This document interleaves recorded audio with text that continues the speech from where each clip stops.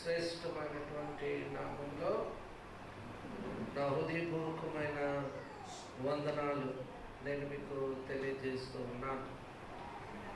దేవుని యొక్క మహాకృపను బట్టి ప్రియులారా, దేవుడు మనలందరినీ ప్రేమించి మన జీవితాల్లో మరొక పునరుద్ధాన దినాన్ని ప్రవేశపెట్టి ఈ ఉదయకాలం దేవుని సన్నిధిలో మనమందరము ఈ రీతిగా కనబడడానికి దేవుడు మనకు చూపినటువంటి కృపను బట్టి నేను దేవుణ్ణి స్తుతిస్తూ ఆయన నామమును మహిమ పరుస్తూ ఉన్నాను. ఎపిఫానియా 4వ ఆదివారం. ఈ ఆదివారం కొరకు ఏర్పాటు చేయబడినటువంటి పరిశుద్ధ లేఖన భాగాలు. పత్రికా లేఖన భాగము అపోస్తుడైనటువంటి పౌలు రోమా సంఘానికి రాసినటువంటి పత్రిక 13వ అధ్యాయము 8 నుంచి 10 వచనాలు మీరు చదవగా మీరు విన్నారు.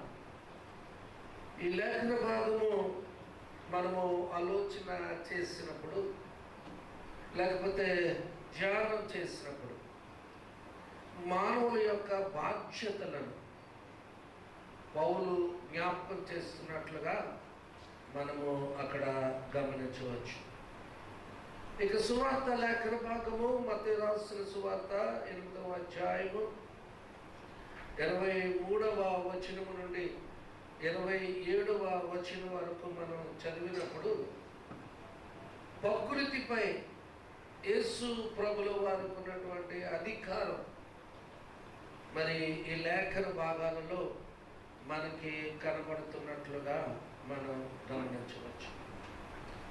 ఈ 2 లేఖన భాగాలు కూడా ఈరోజు మనకి ఏమి జ్ఞాపకం చేస్తున్నాయి, ఏ సందేశాన్ని మనకి అందిస్తున్నాయి అని మనం ఆలోచన చేస్తే ఈ 2 లేఖన భాగాలు ఎపిఫానియా గురించి మాట్లాడుతున్నాయి. ఎపిఫానియా అంటే ప్రత్యక్షత అనే విషయాన్ని మనము గమనించాం. యేసు ప్రభువుకు ఉన్నటువంటి ఆ శక్తి, ఆ అధికారము, అంతేకాదు ఆయన కలిగినటువంటి గుణాలు ఏవైతే ఉన్నాయో అవి ప్రత్యక్షపరచబడుతున్నాయి 2 లేఖనాల భాగం 2 లేఖనాల ద్వారా. ఆ విషయాన్ని మీరు గమనించాలని నేను మీకు మనవి చేస్తున్నాను. ప్రాముఖ్యంగా మనము సువార్త లేఖన భాగము మత్తయి రాసిన సువార్త 28వ అధ్యాయం 23 నుంచి 27 వచనాలు ధ్యానం చేసినప్పుడు యేసు ప్రభుల వారు ప్రకృతిపై అధికారం కలిగినటువంటి వాడుగా మనకి ఆయన కనబడుతున్నాడు. ఈ భాగము మనందరికీ సుపరిచితం, మనందరికీ మరి తెలుస్తున్నటువంటి భాగమే ఇది.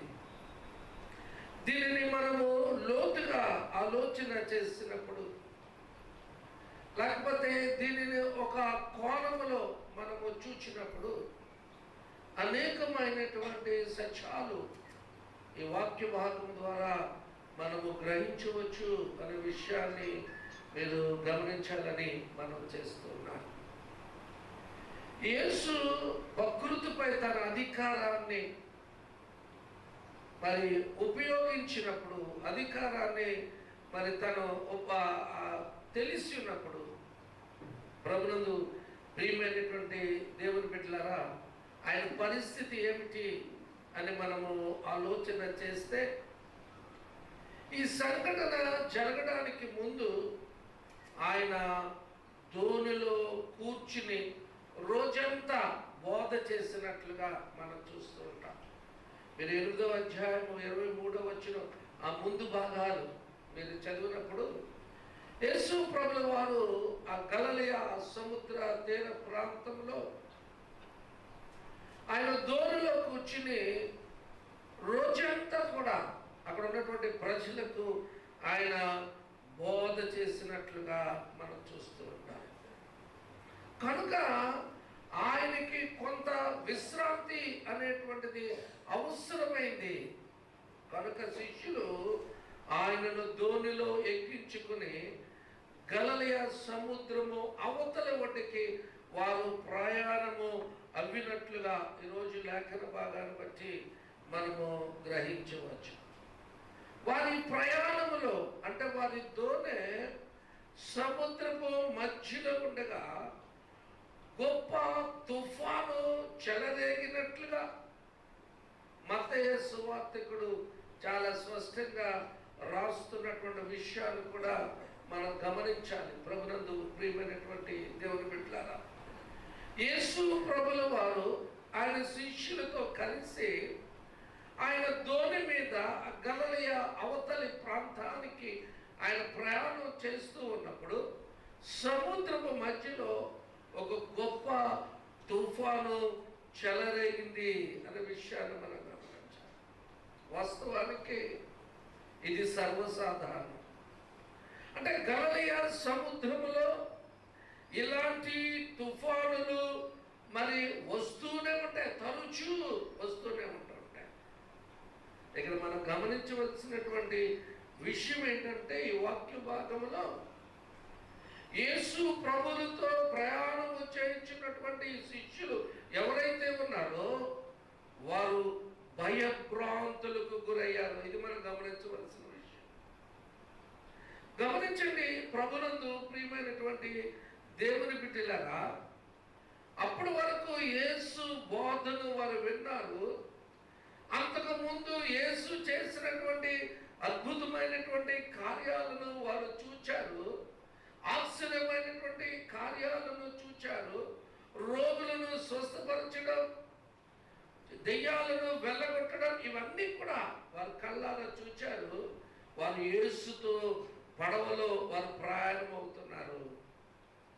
ఈ మధ్యలో ఈ కలిగినటువంటి గలిబిడిని బట్టి, ఈ తుఫానును బట్టి వారు భయానికి గురయ్యారు అనే విషయాన్ని మనం తప్పక గమనించాలి. ప్రభునందు ప్రియమైనటువంటి దేవుని బిడ్డలారా, వాస్తవానికి ఈ జాలరులు అంటే యేసు ప్రభు శిష్యులు జాలరులు అనే విషయం మనందరికీ తెలుసు. ఈ జాలరులు యేసు ప్రభు శిష్యులు జాలరులుగా చాలా అనుభవం కలిగినటువంటి వారు. అంతేకాదు ఆ సముద్రంలో అనేక మార్లు అక్కడి నుంచి ఆ ఒడ్డు నుంచి ఈ ఒడ్డుకి, ఈ ఒడ్డు నుంచి ఆ ఒడ్డుకి తిరిగినటువంటి అనుభవం కలిగినటువంటి వారు. అంతేకాదు ఇలాంటి తుఫానులు వారు అనేకం చూసి ఉండొచ్చు. ఎందుకంటే తరచూ ఆ గలిలయ సముద్రంలో ఇలాంటి తుఫానులు వస్తూనే ఉంటాయి. అయినప్పటికీ వారు భయపడినట్లుగా మనం చూస్తూ ఉంటాం. ప్రభునందు ప్రియమైనటువంటి దేవుని బిడ్డలారా, మనం గమనించాలి, మన జీవితాలలో కూడా మనము యేసు రక్తములో కడగబడిన తరువాత, గొప్ప విశ్వాసాన్ని కలిగినటువంటి తరువాత, దేవుని యొక్క వాక్యాన్ని అనుభవం కలిగినటువంటి తరువాత చిన్న చిన్న విషయాలకి మనం కూడా చాలాసార్లు భయాందోళనకు గురవుతూ ఉంటాం. కొన్ని విషయాలు మనల్ని చాలా గలిబిలి చేస్తూ ఉంటాయి. మనకు తెలుసు యేసు అద్భుతాలు చేసే దేవుడని, యేసు స్వస్థపరిచేటువంటి దేవుడని, యేసు మనకు తోడుగా ఉన్నటువంటి దేవుడని, మన ప్రార్థన ఆలకించేటువంటి వాడని, యేసు యొక్క శక్తి, ఆయనకున్నటువంటి అధికారము అన్నీ తెలిసినటువంటి మనము, అనేక వాగ్దానాలను స్వతంత్రించుకున్నటువంటి మనము, దేవుని వాక్యాన్ని చేతపట్టినటువంటి మనము చాలా సందర్భాల్లో ఇలాంటి భయాలకు గురి అవుతూనే ఉంటాం. శిష్యులు భయపడి ప్రభుతో అంటున్నారు. చూడండి, ఆ వచనాన్ని నేను చదవడానికి ఇష్టపడుతూ ఉన్నాను. మత్తయి రాసిన సువార్త 8వ అధ్యాయం 25వ వచనం. ప్రభువా, మేము నశించిపోవచ్చున్నాము, మమ్మను రక్షింపుమని చెప్పి ఆయనను లేపిరి. ప్రభునందు ప్రియమైనటువంటి దేవుని బిడ్డలారా, ఈ తుఫానును చూచి భయపడి ప్రభు దగ్గరికి వచ్చి వాళ్ళు అంటున్నారు, అయ్యా మేము నశించిపోతున్నాం. వాస్తవానికి వారు అప్పటికి ఇంకా ధోనిలో చాలా సేఫ్ జోన్లోనే ఉన్నారు. పడవైతే అల్లల్లాడుతుంది, గాలైతే విపరీతంగా వస్తుంది. మరి ఆ అలల యొక్క నీరు ఆ పడవలోకి, నావలోకి వస్తూ ఉన్నాయి. పూర్తిగా మునిగిపోయేటువంటి పరిస్థితి అయితే బహుశా అప్పటికి ఉండకపోవచ్చేమో. అయినా శిష్యులు ముందుకొచ్చి, ప్రభువా, మేము నశించిపోచున్నాము, మమ్మలను రక్షింపుము అనలేకపోయారు. వెంటనే ప్రభు అంటున్నాడు 26వ వచనంలో, అందుకు ఆయన అల్ప విశ్వాసులరా ఎందుకు భయపడుచున్నారని వారితో చెప్పి లేచి గాలిని సముద్రమును గద్దింపగా మిక్కిలి నిమ్మలమాయను అంటున్నాడు. ప్రభు వెంటనే ఆయన లేచి వాళ్ళని అంటున్నాడు, అల్ప విశ్వాసులారా ఎందుకు మీరు భయపడుతున్నారు?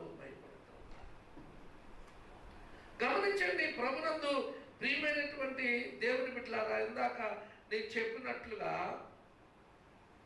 దీనికంటే ముందు ఆయన దెయ్యాలపైన, రోగాలపైన అధికారము కలిగినటువంటి వాడుగా మనం చూసాం, శిష్యులు కూడా చూశారు. ఇక్కడ ప్రకృతిపై ఆయనకున్నటువంటి అధికారం ఏదైతే ఉందో అది ప్రత్యక్షపరచబడడం శిష్యులు కళ్ళారా చూచినట్లుగా మనం చూస్తుంటాం. ఎప్పుడైతే యేసు ఆ గాలిని, సముద్రాన్ని ఆయన గద్దించాడు, మత్తయి సువార్తికుడు రాస్తున్నాడు, మిక్కిలి నిమ్మలమాయను అని అంటున్నాడు. ఆయన గద్దింపు వినగానే సముద్రము, గాలి నిమ్మలమైంది అని అంటున్నాడు. అంటే ఒక్క మాట మాత్రము చేత ఆయన గాలిని, సముద్రాన్ని పూర్తిగా అణిచినట్లుగా మనం చూస్తూ ఉంటాం. శిష్యులు ఆ గాలి, ఆ సముద్రాన్ని, ఆ తుఫానును చూచి భయపడడానికి కారణం ఏంటో తెలుసా? వారి యొక్క అల్ప విశ్వాసం. అందుకనే ప్రభు అంటున్నాడు, అల్ప విశ్వాసులరా మీరు ఎందుకు భయపడుతున్నారు అని అంటున్నాడు.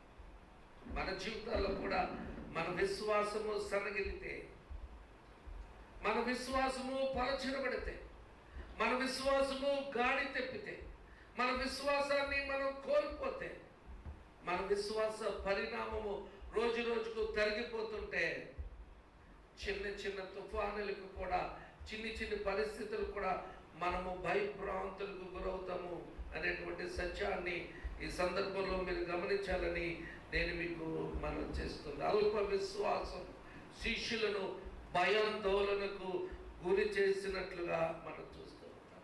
గమనించండి, ఈ భయము అనేటువంటిది సాతాను మన మీద ఎక్కి పెట్టేటువంటి ఆయుధము అనే విషయాన్ని మనం గమనించాం. ఏ విషయములైనా మనం భయపడుతూ ఉంటే, ఏ పరిస్థితులకైనా మనం భీతి చెందుతూ ఉంటే గమనించాలి, సాతానుడు మన మీద తన ఆయుధాన్ని ఎక్కిపెట్టాలి. వాస్తవానికి యేసు ప్రభు ప్రక్కన ఉన్నప్పుడు శిష్యులు భయపడవలసినటువంటి అవసరం లేదు. కానీ వారి విశ్వాసం పరిణామం చాలా తక్కువ ఉంది కనుక వారు భయపడ్డారు. యేసు వారిని గద్దించినట్లుగా మనం చూస్తూ ఉంటాం. ఈ సంఘటన మత్తయి సువార్తతో పాటు మార్కు సువార్తికుడు కూడా గ్రంథస్థం చేసినట్లుగా మనం చూస్తూ ఉంటాం. మత్తయి కథనంలో యేసుక్రీస్తు ప్రభుల వారు మొట్టమొదట శిష్యులను గద్దించి ఆ తర్వాత తుఫానును అణిచినట్లుగా మనకు కనబడుతుంది. మార్కు కథనంలో తుఫానును అణిచిన తర్వాత ఆయన శిష్యులను గద్దించినట్లుగా కనబడుతుంది. కొంత డిఫరెన్స్ మనకు కనబడుతుంటాం. వాస్తవానికి ఈ రెండు వర్ణనలు కూడా సత్యమే. కారణం ఏంటంటే తుఫాను అణచడానికి ముందు యేసు శిష్యులను గద్దించాడు. అణిచినటువంటి తర్వాత, అవి నిమ్మలమైన తర్వాత కూడా ఆయన శిష్యులను గద్దించినట్లుగా మనం చూస్తూ ఉంటాం. మనము 4 సువార్తలను పోచి చూచినప్పుడు మాత్రమే ప్రభునందు ప్రియమైనటువంటి దేవుని బిడ్డలారా ఆ జరిగినటువంటి సంఘటనను మనము పూర్తిగా అర్థం చేసుకోవచ్చు. ఈ సంఘటన ఏదైతే ఉందో, ఈ గాలిని సముద్రాన్ని యేసు ప్రభుల వారు మరి గద్దించినటువంటి సంఘటన ఏదైతే ఉందో, అది ఆయనకున్నటువంటి అధికారాన్ని, ఆయనకున్నటువంటి శక్తిని ప్రత్యక్షపరిచినట్లుగా మనం గమనించాం. ఇక పత్రిక లేఖన భాగము రోమీలకు రాసినటువంటి పత్రిక, అపోస్తుడైనటువంటి పౌలు రోమా సంఘానికి రాసిన పత్రిక 13వ అధ్యాయం 8 నుంచి 10 వచనాలు మనం ధ్యానం చేస్తున్నప్పుడు పౌలు అంటున్నాడు, అయ్యా మానవుని జీవితంలో ప్రేమ అనేటువంటిది ప్రత్యక్షపరచబడాలి అని పౌలు ఆ పత్రిక ద్వారా జ్ఞాపకం చేస్తున్నట్లుగా మనం చూస్తూ ఉంటాం. విశ్వాసి జీవితంలో, క్రైస్తవ జీవితంలో ఏది ప్రత్యక్షపరచబడాలంటే ప్రేమ అనేటువంటిది ప్రత్యక్షపరచబడాలంట. అంతేకాదు మానవుని యొక్క బాధ్యతలను కూడా పౌలు జ్ఞాపకం చేస్తున్నట్లుగా ఆ లేఖన భాగాన్ని బట్టి మనం కలిగి ఉండాలి. ఏమిటి ఆ బాధ్యత అంటే ప్రేమ కలిగి ఉండడం. దేవుడు మనకు అనేకమైనటువంటి బాధ్యతలను ఆయన అప్పగించాడు. ఆ బాధ్యతలో ఒక బాధ్యత ఏంటో తెలుసా? ప్రేమను కలిగి ఉండాలి. యేసు ఎలాంటి ప్రేమను కలిగి ఉన్నాడు, దేవుడు ఎలాంటి ప్రేమను కలిగి ఉన్నాడు, ఎలాంటి ప్రేమను ఆయన తను తానుగా ప్రత్యక్షపరచుకున్నాడు, అలాంటి ప్రేమను మనము కూడా కలిగి ఉండాలని పౌలు పత్రిక లేఖన భాగం ద్వారా జ్ఞాపకం చేస్తున్నట్లుగా మనం చూస్తూ ఉంటాం. ఇంతకుముందు ఈ లేఖన భాగం అంటే మీరు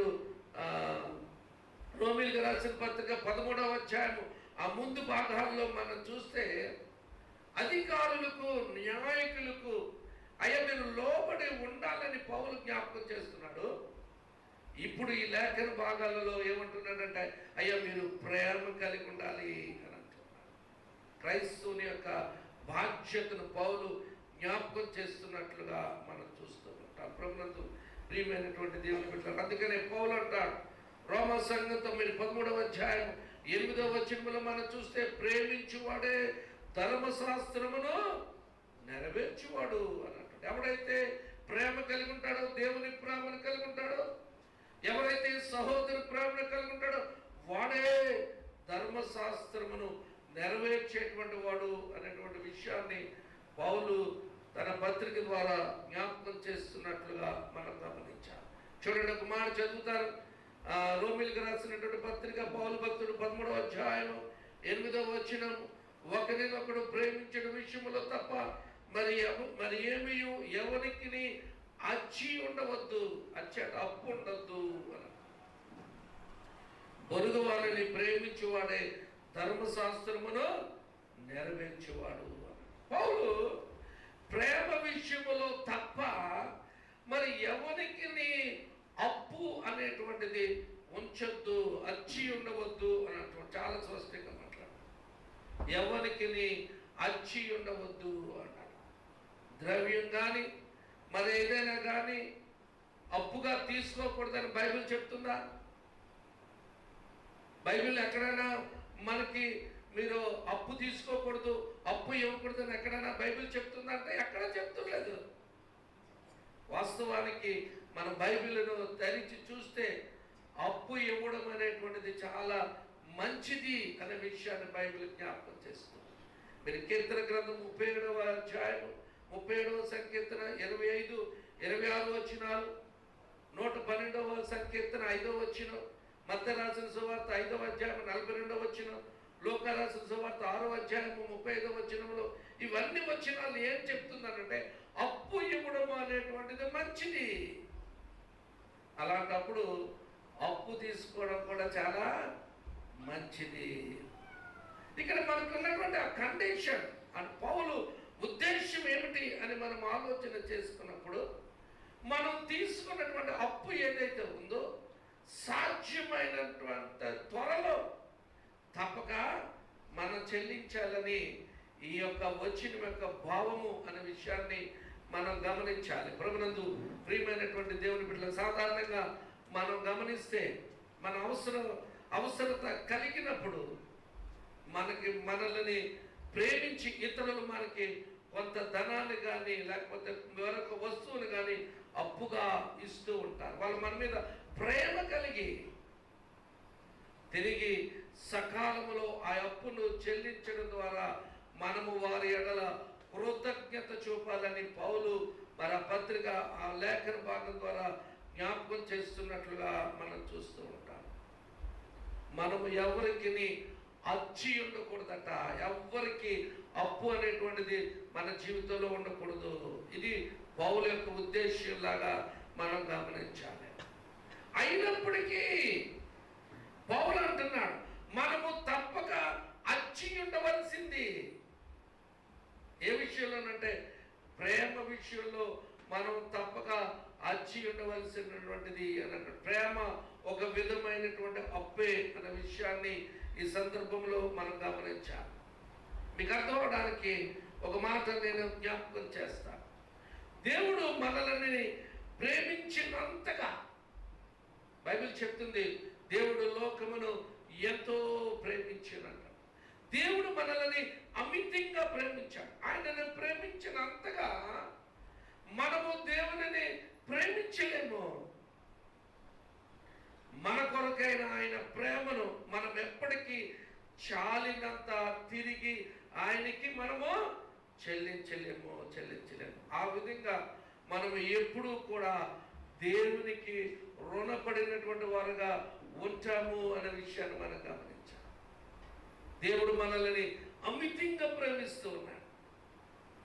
నువ్వు దారి తప్పినా, దేవునికి సరైనటువంటి స్థానాన్ని నువ్వు ఇవ్వకపోయినా, దేవుని యొక్క నియమ నిబంధనలో నువ్వు నడవకపోయినా, నిన్ను ప్రేమించి తన కృప ద్వారా ఆయన మార్గంలోనికి తీసుకురావడానికి ఆయన అనేకమైనటువంటి ప్రయత్నాలు చేస్తుంటాడు. దాని మూలం ఏంటంటే ఆయన మనల్ని ప్రేమిస్తున్నాడు. దేవుడు మనల్ని ప్రేమించాడు కనుక తన సొంత కుమారుడైనటువంటి యేసును ఆయన ఈ లోకానికి పంపాడు. ఆయన ప్రేమ అమోఘం.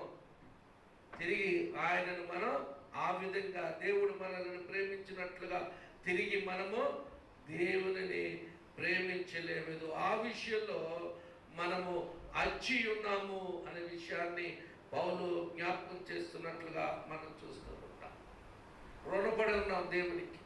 చూడండి, రోమీయులకు రాసిన పత్రిక 13వ అధ్యాయము 9-10 వచనాల్లో మనం చూస్తే, ఏలయనగా వ్యభిచరించవద్దు, నరహత్య చేయవద్దు, దొంగిలవద్దు, ఆశింపవద్దు అనునవియు, మరి ఏ ఆజ్ఞ నేను ఉన్నెడల అదియు నిన్ను వల్ల నీ పొరుగు వారిని ప్రేమింపవలననే వాక్యములో సంక్షేపముగా ఇమిడి ఉన్నవి.